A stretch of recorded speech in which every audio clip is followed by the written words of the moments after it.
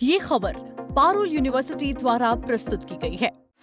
मैं गोविंद गिरी 2 दिन पहले कहते हैं कि मुझे तो कुछ पता ही नहीं, भले कोषाध्यक्ष हैं और न मैं चेक में साइन करता हूं और कहाँ पैसा लिया जाता है, कहाँ जमा किया जाता है।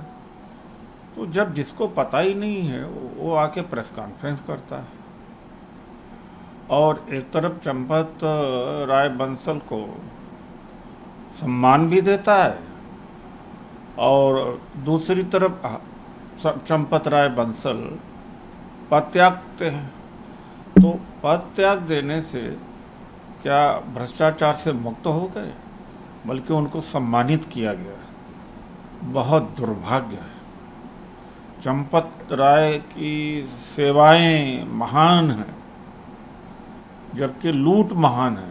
इस तरह तो जितने सीईओ हैं या बैंक के एमडी हैं या जितने अधिकारी हैं देश में या नेता मंत्री पहले लूट लें, उसके बाद में वो पदमुक्त हो जाए तो उनको महिमा मंडित कर दिया जाए कि देखो जो भी कुछ हुआ लेकिन काम बढ़िया किया मंत्रालय ने, पब्लिक का काम अच्छा किया। अजीब स्थिति है भाई। अखिलेश यादव इसके ऊपर चुटकी भी ले रहे हैं, कह रहे हैं कि ये तो लड़ाई है दिल्ली और लखनऊ के धड़ों के बीच, इसीलिए एसआईटी जांच कर रही है, सेंट्रल एजेंसियां नहीं कर रही, एसआईटी के हाथ में जांच दी गई है। वहीं आपकी पार्टी के नेता भी कह रहे हैं क्या रिस्पॉन्सिबिलिटी प्रधानमंत्री और मोहन भागवत की नहीं है? मेन जिम्मेदारी ही भागवत जी की है और मोदी जी की। भागवत जी के ही लोग हैं, आरएसएस के ही लोग हैं। मोदी जी ने ही ट्रस्ट का गठन किया है, मोदी जी ही उद्घाटन करते हैं, शिलान्यास करते हैं, प्राण प्रतिष्ठा करते हैं, अपने पीएमओ से चेयरमैन बनाते हैं नृपेंद्र मिश्रा जी। अब जिम्मेदारी तो इन्हीं लोगों की है। बीच में ये सब एसआईटी या जांच, ये सब आईवाश है, ये सब ठंडा करने के लिए है। एफआईआर तो दर्ज हुआ नहीं, गिरफ्तार तो हुई नहीं, तो क्या है जांच? सर इसके अलावे पंजाब के अंदर बढ़ते जा रही है खाई दो धड़ों के बीच में। प्रभारी पहुंचे हुए मिलने, कह रहे हैं कि आज 5 दिन का डेरा डालूंगा, यहाँ मिलेंगे, लेकिन कई नेता दिल्ली तरफ रुख कर चुके हैं, उनसे नहीं मिल रहे हैं। किस तरीके से? देखिए, मैं यही कहूँगा, संविधान बचाना ज़्यादा जरूरी है, आरक्षण बचाना ज़्यादा जरूरी है। ऊंच नीच अगर है भी तो हाईकमान खड़गे जी, राहुल जी के सामने चर्चा करके उसको दुरुस्त किया जाना चाहिए, वरना हमारा लोकतंत्र खत्म होगा। बड़े कॉज के लिए अगर हो सके तो छोटा मोटा जो सेक्रीफाइस है, बलिदान है, उसको करने के लिए भी तैयार रहना चाहिए। और कांग्रेस पार्टी है जो देश को बचा सकती है। और सर इसके अलावा जो है टीएमसी बनाम टीएमसी, और कौन असली धड़ा है, इसकी लड़ाई चल रही है। जो ममता बनर्जी का धड़ा है, उसने इलेक्शन कमीशन को कहा, अपना टाइम मांगा, उनसे मिल के आए और साफ तौर पर कहा कि ये लोग फंडामेंटली फ्लॉड, इलीगल और नॉन सब्सटेंशिएटेड लोग हैं, पार्टी की कॉन्स्टिट्यूशन से हटे हुए। ऋतुपत बनर्जी जो दूसरा धड़ा है, उसने और समय मांगा है आर्गूमेंट्स के लिए। अभी लड़ाई जो है टीएमसी बनाम टीएमसी की, बॉल जो है गेंद चुनाव आयोग के पाले में। चुनाव आयोग नहीं, बीजेपी के पाले में है। और फाइनली बीजेपी जो बगावत करने वाले धड़ा है उसी को मान्यता दे देगी। ये इलेक्शन कमीशन बीच में कहाँ रह गया है? कोई मतलब है? क्या हुआ महाराष्ट्र में शिवसेना के साथ, क्या हुआ या मणिपुर में और जगहों पर क्या हुआ? इलेक्शन कमीशन कुछ कर पाया? तो जो बागी, जिसको हम बागी कह सकते हैं, ममता बनर्जी जी से हट करके जो ग्रुप लीड कर रहा है वो टीएमसी को के ऊपर अधिकार उसी का होगा। जनता के ऊपर अधिकार होगा तो ये नहीं कह सकता मैं, लेकिन जो बीजेपी चाहेगी वही हो।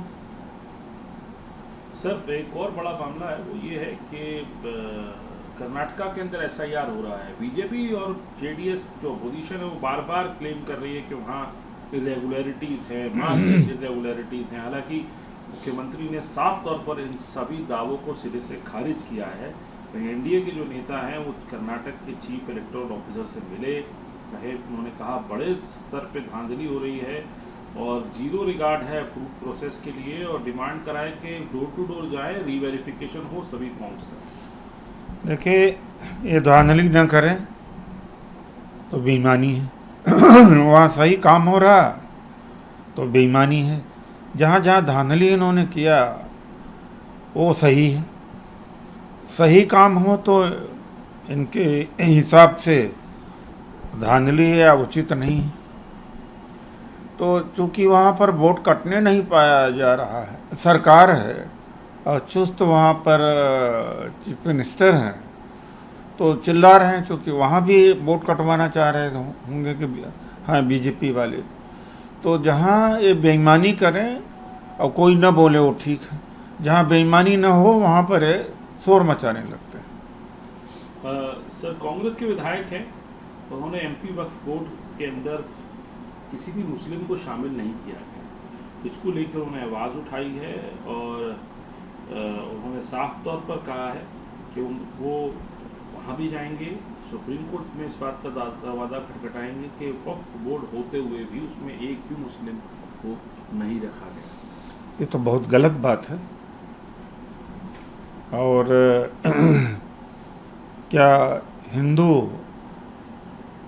पवित्र स्थल पर, मंदिर में, ट्रस्ट में गैर हिंदू हो सकता, मुसलमान हो सकता? यहाँ तो बिल्कुल संविधान की धज्जियाँ उड़ा दिया और जो माइनॉरिटीज का राइट्स है उसकी भी धज्जियाँ उड़ा दी गई। और वक्फ उन्हीं का, जिनका वक्फ उन्हीं को नहीं रखा गया है। ये तो फंडामेंटल राइट इनक्रोच हुआ है। 2 असम राइफल के सोल्जर मारे गए हैं। जो झड़प हुई मणिपुर के अंदर मिलिटेंट्स के बीच और सिक्योरिटी फोर्सेस के बीच, उन्होंने आईडी ब्लास्ट प्लांट किए गए थे एक ब्रिज के रूट पे, और वहाँ पर ये हुई है और हैवी फायरिंग हुई मल्टीपल डायरेक्शन से, और हम 2 असम राइफल्स के जवान शहीद हो गए मणिपुर के अंदर। और मणिपुर के अंदर लगातार हिंसा का जो दौर है वो लगातार जारी है। वो आरएसएस का लेबोरेटरी है वो,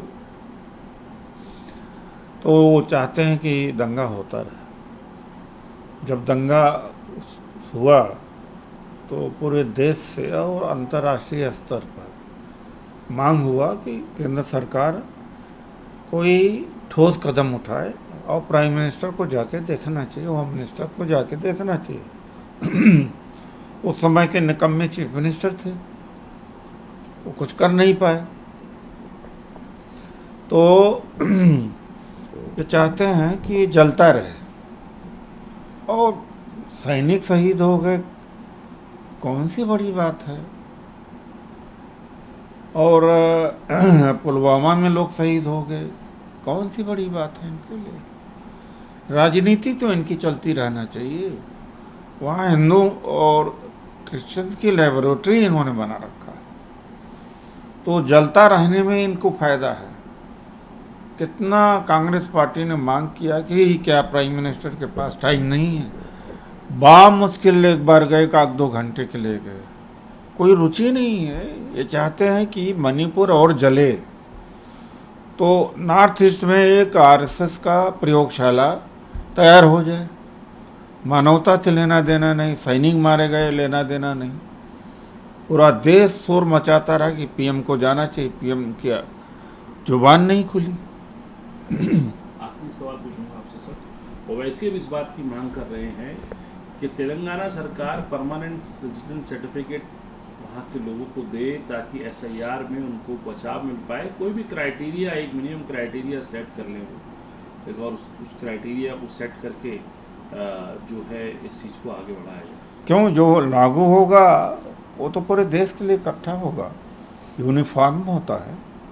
सिटीजनशिप का मामला है, सारा चीज़ केंद्र सरकार से बात करें हम, और केंद्र सरकार को इनडायरेक्टली मदद करते हैं, और हिंदू मुसलमान करने में वो कहीं पीछे हैं क्या? तो दबाव बनाए, केंद्र सरकार के ऊपर दबाव बनाए।